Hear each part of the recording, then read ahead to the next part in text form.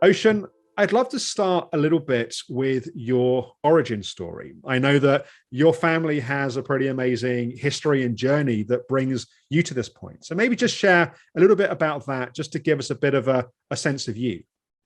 Sure. And given the context of this conference, I'm going to tell this a little differently than I normally do, with even a little more context. So all eight of my great grandparents were Jews in Eastern Europe.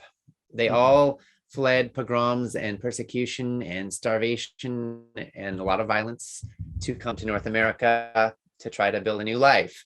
My last name is Robbins, but a few generations back, it was Rabinowitz.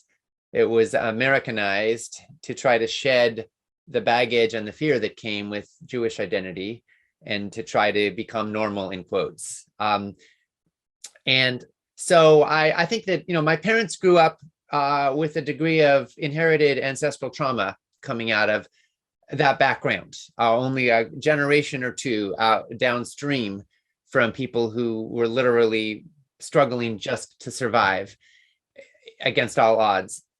Their families made it. My grandpa ended up founding an ice cream company called Baskin Robbins. Would have been Baskinovich Rabinowitz if not for a couple of families changing their last names. And my dad, John, grew up with an ice cream cone-shaped swimming pool in the backyard and 31 flavors of ice cream in the freezer. He was groomed to one day join in running the family company. But when he was in his early 20s, he said no, and he walked away from a path that was practically paved with gold and ice cream to, as we jokingly say in our family, follow his own rocky road. And he ended up moving with my mom to a little island off the coast of Canada, where they built a one-room log cabin. They grew most of their own food. They practiced yoga and meditation for several hours a day, and they named their kid Ocean. And at a certain level, I think what they were really trying to do was to heal generations of ancestral trauma and to try to find a way to live in a good way, in a healthy way, in their own bodies, in their marriage, and on this planet.